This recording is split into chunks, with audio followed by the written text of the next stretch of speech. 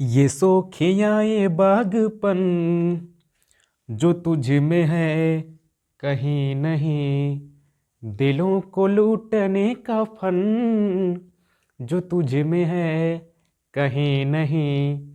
जय हिंद दोस्तों, कैसे हो आप लोग। उम्मीद करता हूँ आप सभी लोग मस्त होंगे, स्वस्थ होंगे और बहुत ही अच्छी तरह से आप लोग अपने बोर्ड एग्जाम की तैयारी में लगे होंगे। दोस्तों, आज की इस वीडियो में हम लोग वैद्युत फ्लक्स का परिभाषा, मात्रक, बीमा बहुत ही अच्छी तरह से समझने वाले हैं।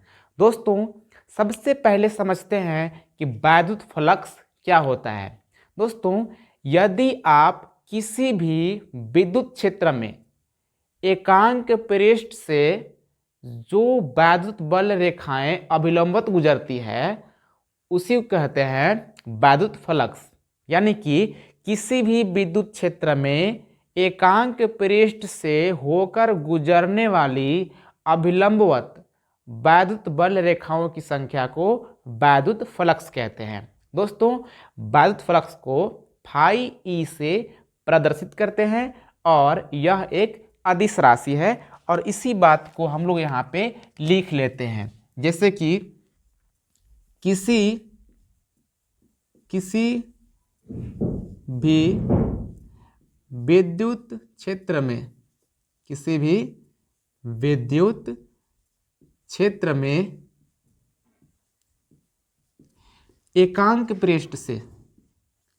एकांक पृष्ठ से होकर अभिलंबवत गुजरने वाली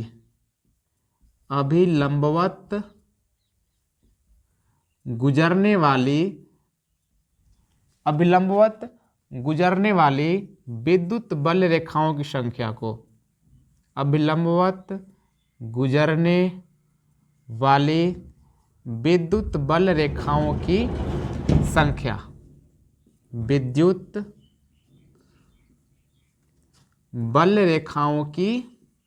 बल रेखाओं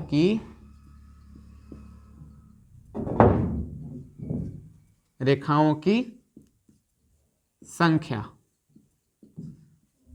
को वैद्युत फ्लक्स कहते हैं। वैद्युत फ्लक्स कहते हैं। दोस्तों, उम्मीद है कि आपको याद हो गया होगा बहुत ही अच्छी तरह से। यानी कि आपको क्या बोलना है कि किसी भी विद्युत क्षेत्र में एकांक पृष्ठ से होकर अभिलंबवत गुजरने वाली विद्युत बल रेखाओं की संख्या को दोस्तों क्या कहते हैं, वैद्युत फ्लक्स कहते हैं। और इसे फाई ई से प्रदर्शित करते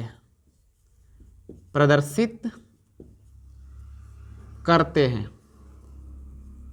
दोस्तों, जो वैद्युत फ्लक्स है यह एक अदिश राशि है, इसको आप याद रखिएगा। कैसी राशि दोस्तों? अदिश राशि है। अब मान लीजिए मेरे पास कोई पृष्ठ है, जैसे कि मैं आपको बना के दिखाता हूं। मान लीजिए मेरे पास एक पृष्ठ है जो कि कुछ इस प्रकार से है।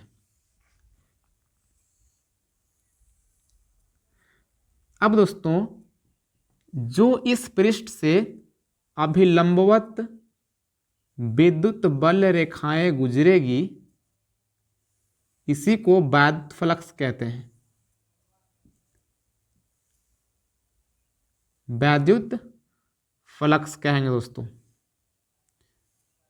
ये कुछ इस प्रकार से लंबवत रेखाएं गुजर रही हैं और ये दोस्तों कोई पृष्ठ है जिसको हम लोग ए मान लेते हैं। यानी दोस्तों ये कोई पृष्ठीय क्षेत्रफल है।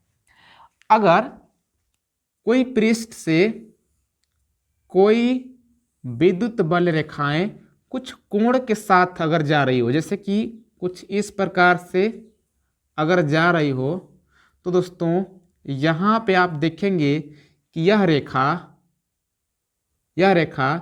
क्षेत्रफल सदिश से, यानी कि क्षेत्रफल सदिश से थीटा कोण बना रही है।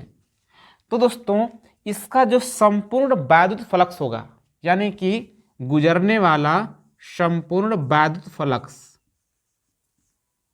संपूर्ण वैद्युत फ्लक्स होगा, वह दोस्तों फाई ई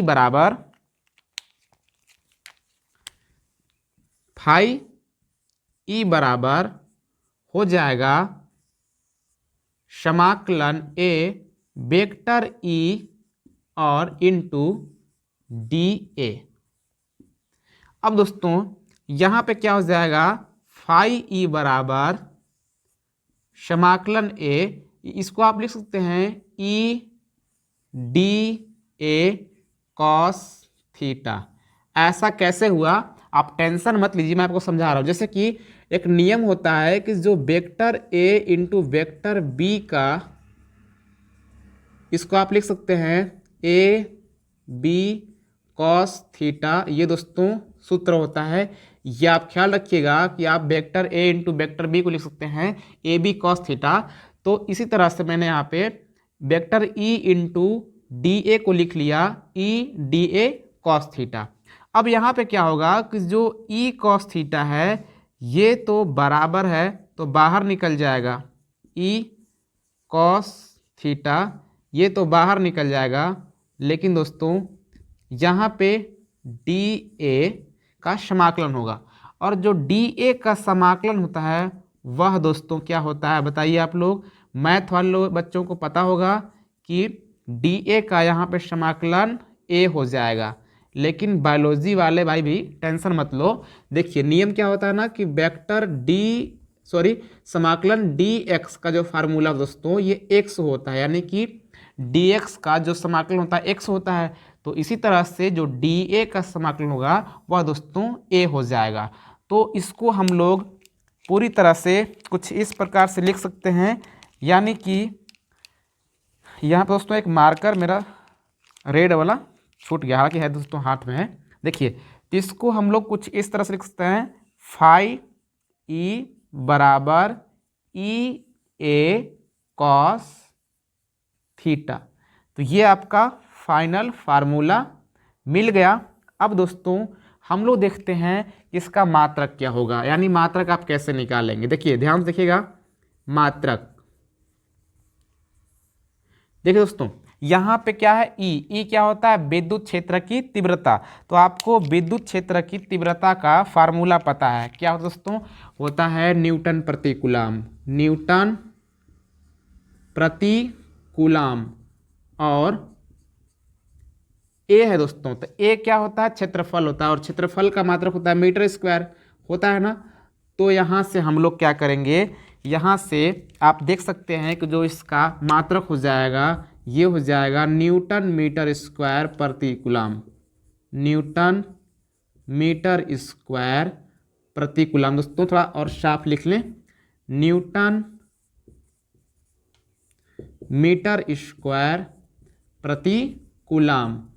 अब दोस्तों हम लोग देखते हैं इसका बीमा क्या होगा, यानी कि इसका बीमा देख लेते हैं। तो उम्मीद है कि आप लोग जो मैंने आपको बीमा निकालने सिखाया था उस वीडियो को देखे होंगे, तो आप अच्छे से निकाल भी लेंगे। जैसे कि आपको पता है कि न्यूटन का बीमा होता है एम एल टी इनवर्स में 2, और कूलम का होता है ए टी, और दोस्तों यहाँ मीटर का होता है एल, तो यहाँ हो जाएगा एल स्क्वायर। अब जैसे ही आप इसको पूरा हल करेंगे तो आपको मिल जाएगा एम एल दोस्तों 3 हो जाएगा, क्योंकि 2 यहाँ 1 यहाँ है, तो घात में हो जाएगा 3, और टी के घात में हो जाएगा -3। कैसे, -2 यहाँ पे है, ये वाला टी ऊपर जाएगा तो -1 और हो जाएगा, तो -3 हो जाएगा, और ये वाला ए ऊपर जाएगा तो ए इनवर्स हो जाएगा। तो इस प्रकार से ये आपका बीमा हो गया। अब दोस्तों ये आपको पूरी तरह से पता हो गया। अब देखते हैं कि जो वैद्युत फ्लक्स होता है ना, ये दो स्थितियों में निकलता है। वो क्या है दोस्तों, यदि आप पृष्ठ को विद्युत क्षेत्र के अभिलंबवत रखते हैं, यदि आप विद्युत क्षेत्र के अभिलंबवत रखेंगे तो जो आपका कोण बनेगा वह दोस्तों बनेगा 0 अंश। और आपको पता है कि cos 0 का मान 1 होता है, यानी कि यदि आप पृष्ठ को क्या करेंगे, विद्युत क्षेत्र के अभिलंबवत रखेंगे तो आपका थीटा का मान 0 होगा। तो वहाँ पे आपका सूत्र हो जाएगा फाई ई बराबर ई ए केवल, क्योंकि cos 0 अंश का मान 1 होता है। अगर आप उस पृष्ठ को विद्युत क्षेत्र के समांतर रखेंगे तो समांतर रखेंगे तो हो जाएगा cos 90 अंश, और cos 90 अंश का मान 0 होता है, तो वहाँ पे आपका विद्युत फ्लक्स भी 0 हो जाएगा। उम्मीद है कि आपको ये सारी बातें बहुत ही अच्छी तरह से समझ आई है। और दोस्तों यदि आपको समझ में आई हो तो इस वीडियो को एक प्यारा सा लाइक कीजिएगा और एक प्यारा सा कमेंट भी कीजिएगा। और दोस्तों इस चैनल को सब्सक्राइब करना मत भूलिएगा और बेल आइकन प्रेस कीजिएगा ताकि आपको मेरी अगली वीडियो का नोटिफिकेशन मिल सके। तो दोस्तों मिलते हैं किसी और वीडियो में, तब तक नमस्कार, जय हिंद।